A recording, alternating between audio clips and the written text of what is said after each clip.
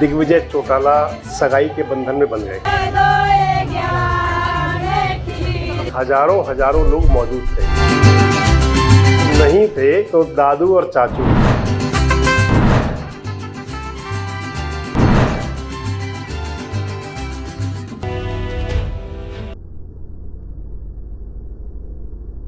नमस्कार दोस्तों, मैं संजय मग्गू और देश रोजाना के YouTube चैनल पर आपका स्वागत है।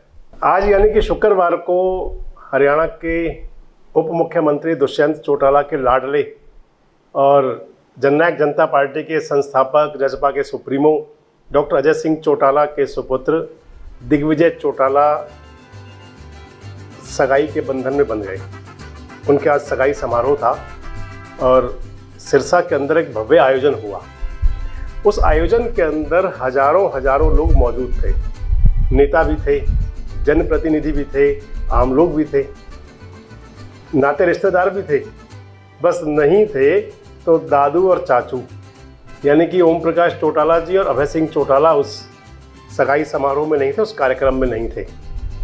दोस्तों, आगे बढ़ने से पहले आपको बताएं कि दिग्विजय चौटाला की जो सगाई समारोह और शादी होनी है 15 मार्च को, अब इस कार्यक्रम का न्योता देने के लिए अजय सिंह चौटाला और दिग्विजय चौटाला खुद गए थे चौधरी ओम प्रकाश चौटाला के पास।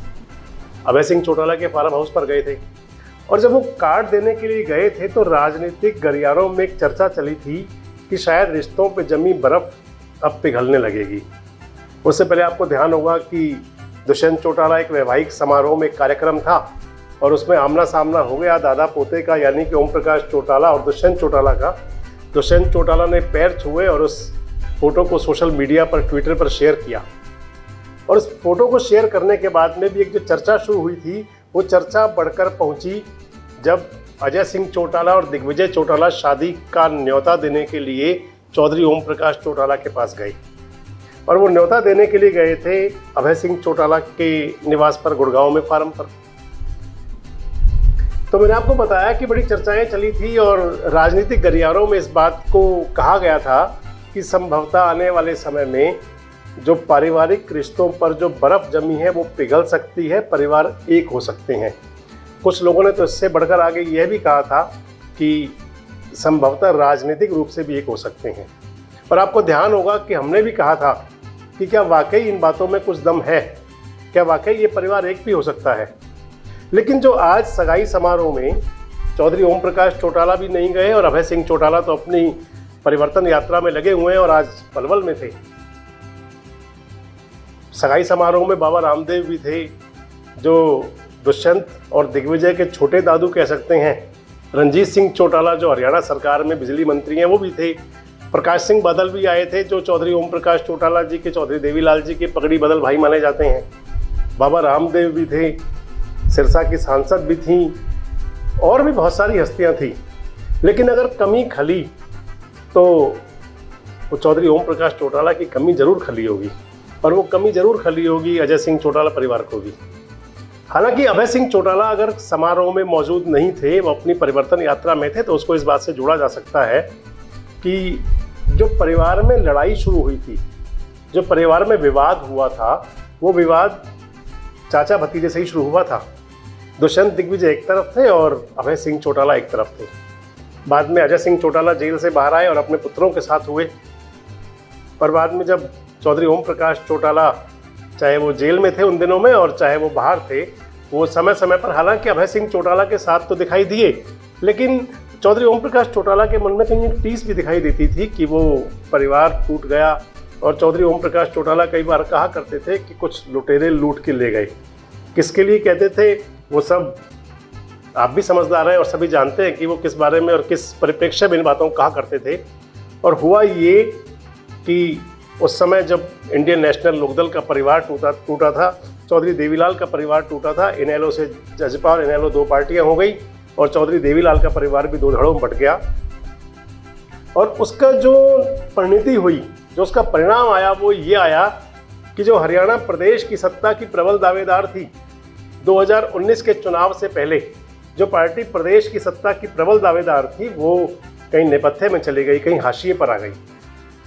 आज हालांकि अभय सिंह चौटाला तैयारी कर रहे हैं, यात्रा कर रहे हैं, गांव-गांव, गली-गली घूम रहे हैं, अपने आप को मजबूत करने की कोशिश कर रहे हैं और अगर माने तो जो सगाई समारोह था ये भी कहीं राजनीतिक ताकत दिखाने का मंच था।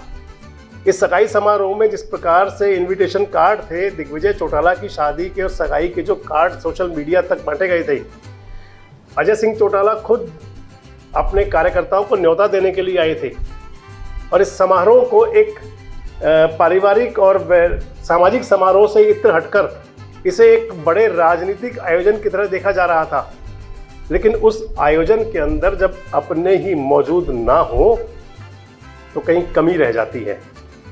और मैंने आपसे जो पहले कहा था कि आने वाले समय में भी इस परिवार में राजनीतिक रूप से एकता होने की बात तो दीगर है, सामाजिक रूप से भी एकता होने में कहीं ना कहीं प्रश्न चिन्ह है, सवालिया निशान है।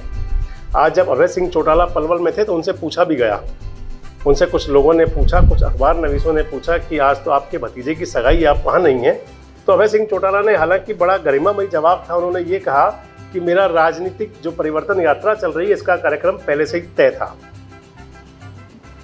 दोस्तों, आने वाले समय में इस जो कार्यक्रम था इसके अंदर जो गैर मौजूदगी थी ओम प्रकाश चौटाला जी और अभय सिंह चौटाला की, वो कैसा रंग लाएगी? क्या अब भी कहीं परिवार में एकता होने की गुंजाइश या राजनीतिक रूप से एकता होने की गुंजाइश बाकी बची रहेगी? यह सब भविष्य गर्भ में है।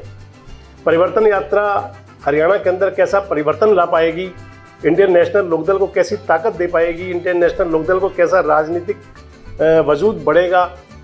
यह सब भी समय गर्भ में है और इन्हीं सवालों पर ही अगले जवाब टिके हैं, इन्हीं सब बातों पर ही अगली रणनीति टिकी है कि हरियाणा प्रदेश की अगली राजनीति के अंदर चौधरी देवीलाल के परिवार का रोल क्या रहेगा, इंडियन नेशनल लोकदल का रोल क्या रहेगा, जननायक जनता पार्टी किस रूप में होगी। ये सब जो भविष्य के अंदर तय होंगे उसी के आधार पर अगली रणनीति बनेंगी। जिज्ञासा आपकी भी होगी जानने की और जिम्मेदारी हम भी समझते हैं कि समय समय पर आपको इस प्रकार के घटनाक्रम से अवगत कराते रहें। आज के कार्यक्रम में इतना ही।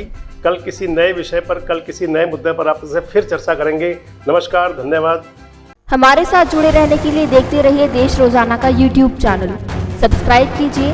साथ ही देश रोजाना की खबरें सबसे पहले देखने के लिए प्रेस कीजिए बेल आइकन।